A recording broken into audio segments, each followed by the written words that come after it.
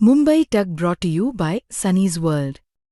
Pune's Pride Sunny's World, life in Funshine. Resort, weddings, events, restaurants, adventure, wellness.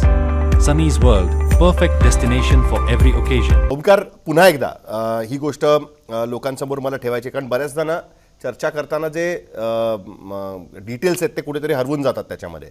तर basically जी बातमी मी वाचतोय त्याच्यामध्ये ही गोष्ट क्लिअर दिसते की chief justice of India Suryakant on Friday made sharp remarks against lawyers and activists allegedly targeting the judiciary.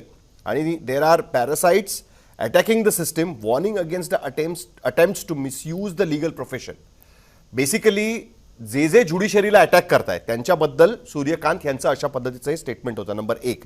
Number 2, त्यांनी पुढे असं म्हटलंय की सूर्यकांत यांचं एक्झॅक्ट स्टेटमेंट असं होतं, there are already parasites of society who attacks the system and you want to join hand with them. हे त्यांनी जे दिल्ली हायकोर्टाचे जे ज्युडिशरीचे मेंबर्स आहेत त्यांनी अशा पद्धतीचं कमेंट केलेलं होतं.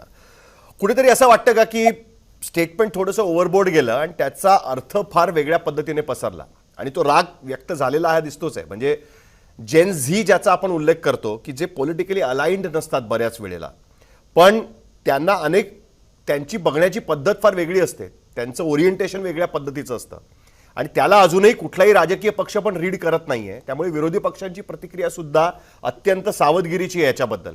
विरोधी पक्षातलेच काही लोक असंही म्हणतायत की हे काय आम्हालाही कळत नाहीये, आमची पण काहीतरी चूक होती असं त्याच्यामध्ये म्हटलं जाते. पण हे कुठेतरी आहे, खतखततंय, हे तर नक्की आपण त्याच्यातनं अर्थ काढू शकतो का? Sahil, first of all thank you very much मला बोलवल्याबद्दल.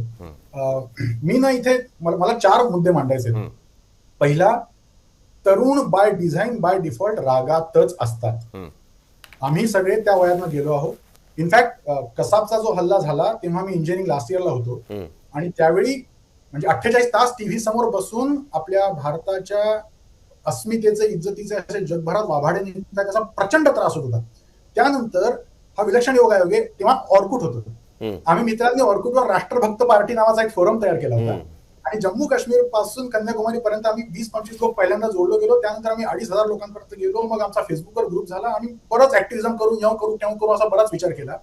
त्या वयामध्ये जगाला जे कळालं नाहीये, पॉलिटिशियन्सला जे कळालं नाहीये ते मला कळालंय आणि मी आता जग बदलणार, मी आता देश बदलणार हे वाटण्याचंच ते वय असतं आणि ते चांगलं आहे. ती ऊर्जा, तो जज्बा त्या वयात असणं चांगलं आहे, कारण हा आवाज त्या वयात उचलला जातो म्हणून पुढे काहीतरी बदल घडतात.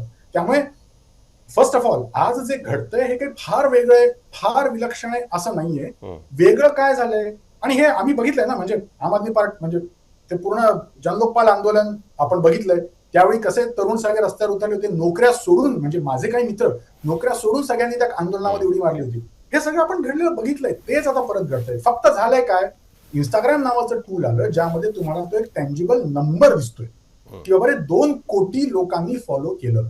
आणि इथेच दुसरा फार महत्वाचा मुद्दा आहे की इंस्टाग्रामला 2 कोटी फॉलोअर्स येणं ही शक्यतेच्या बाबतीत जरी फार मोठी गोष्ट असली, कारण हे फार सहज शक्य होत नाही, तरी सुद्धा परिणामकारकतेच्या बाबतीत ती फार मोठी गोष्ट असेलच असं नाही. फॉलोअर्स मिळाले म्हणजे तुम्ही इन्फ्लुएन्सर होता असं नाही. ज्याला भरपूर फॉलोअर आहे त्याला आजकाल इन्फ्लुएन्सर म्हणण्याची पद्धत रूढ झाली, पण तसं होत नाही. Are you actually going to change behavioural patterns? This is important.